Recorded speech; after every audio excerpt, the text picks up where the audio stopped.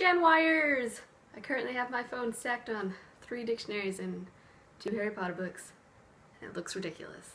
But that's okay, because I can't do the whole hand thing. It looks really bad. Anyways, so one of the things that I think is really great about Generation Y, personally, is the fact that our generation takes being, educated and knowing about social issues very seriously.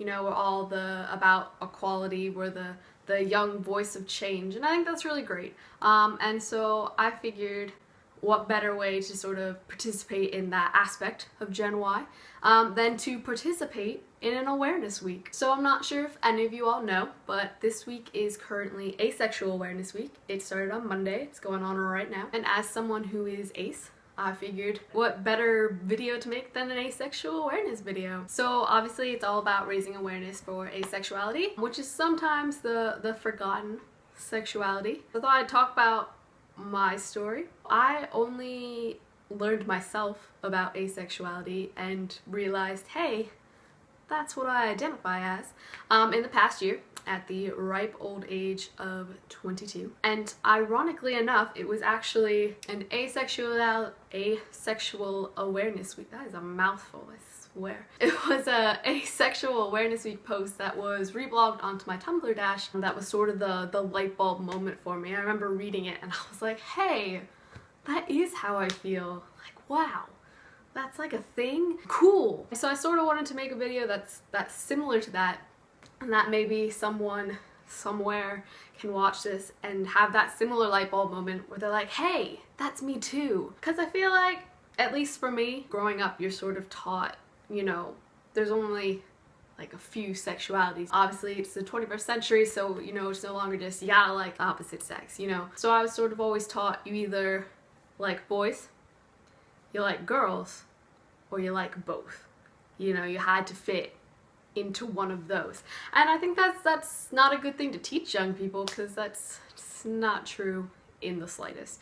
Sexuality is a spectrum, and even then, it's not this box you fit into. If you can like girls and that one guy is like, hey. I never really knew about what asexuality was, and so it was a bit hard for a really long time. When you're younger, you don't really think about it. I didn't really start to think about it until I was a bit older. When I was in high school, so about 16, 17, that's when all your friends start like talking about losing their virginity. They're like, yeah, I'm going over to like Bobby's house later and I'm totally gonna like lose my V card. And you're like, oh wow, that's great for you. Hope you have a great time. And I'm not putting down anyone who does that, but for me personally, I was like, that does not sound like something that I want to do, like at all. I was like, wow, great. Oh my god. And so I sort of told myself at that age, I was like, I'm probably just one of those like late bloomers that they like teach you out in health class. Or I try to tell myself that the guys I went to high school with, thumbs down, they sucked. I was like, once I go to college, where the real men are, problem solved. But then I got to college or uni and still nothing. Like, even though there were lots of cute English boys around me, I was like, nope, I want to hold your hand, but that's about the extent of it. But it wasn't, I didn't even know how to like articulate what exactly that was like. It was really hard, especially because like at uni, meeting other people is so sexually based. The way you meet people is you and all your friends, you go on a night out either to the pub or to a club, and there's this great guy there and he buys you a drink and you dance up on the dance floor, maybe have a cheeky snug over by the toilets, and then either you exchange numbers, maybe you go back to his place or he goes back to your place and you exchange numbers in the morning, and then you meet in the daylight hours when you're both sober and you get chatting over some tea or some coffee, and then it's like, oh wow, this person's actually really cool, and then it sort of goes on from there. But it's really hard to go on from there when you can't get that first part because you're so uncomfortable. And that really sucked, because like you'd see cute guys and you'd be like, yeah, but trying to force yourself into a situation that's like uncomfortable, and like the dance scene with grinding, it was just like so hard. and you're like, this makes me uncomfortable, it's not doing what it's supposed to do. And you sort of like think about it and you're like, wow, maybe there's something up with me, maybe I'm like a really late bloomer, maybe like physically there's something wrong with me. These were all sort of thoughts that went through my head, and that was like, And then my second year of uni, it's got especially confusing because I tumbled headfirst into the fandom world and obviously stumbled upon fan fiction. And that just adds more confusion to it, because I remember like reading it and I was like, see, this is hot, this is appealing, and I was like, but yet when I go to a club and there's like a really hot guy there, I got nothing. And I was like, what's wrong with the wiring of my brain that like none of this makes sense? So clearly it's not physically wrong, clearly the lady bits down there are working. And then you try, you force yourself, like you go out to a club and you're like, all right, there's a cute guy, you gotta like go for it, you can do it once you get over the hump, once you take that first step, it's easy sailing from that.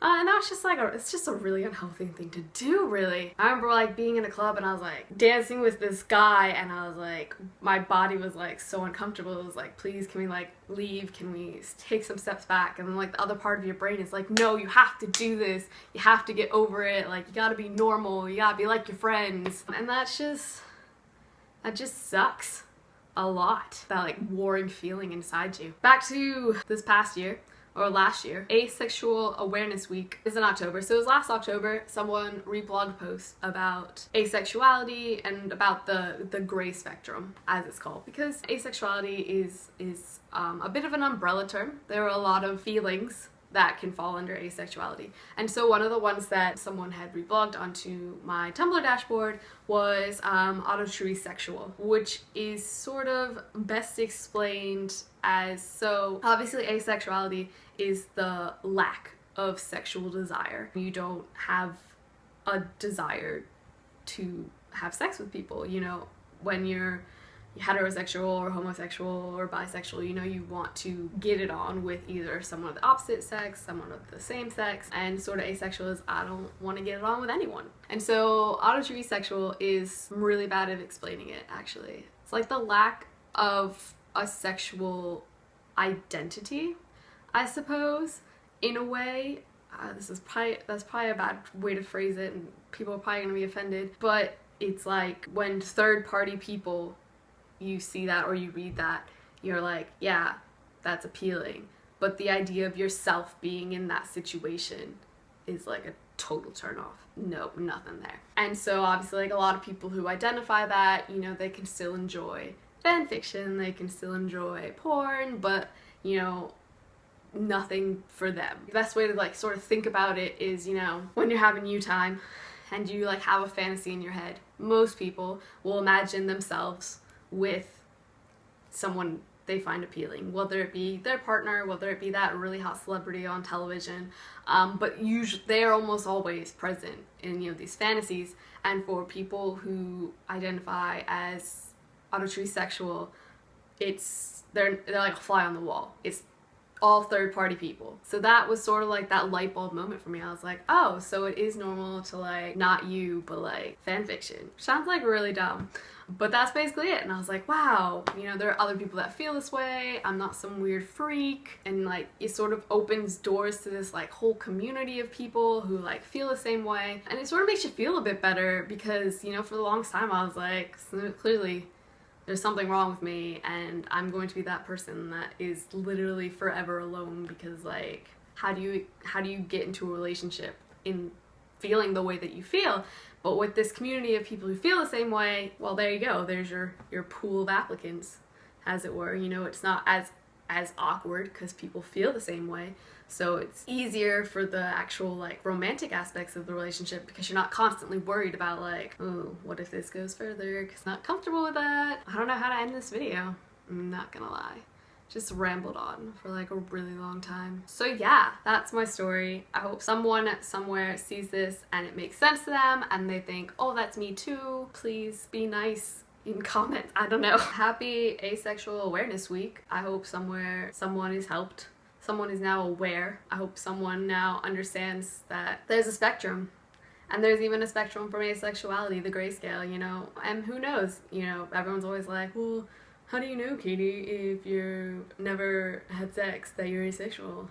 It's like, because I don't want to. I've never wanted to. The whole thought of it makes me super uncomfortable. And so, up theirs, really. That's what you should say to people if they're like, asexuality is not real. How do you know? I don't...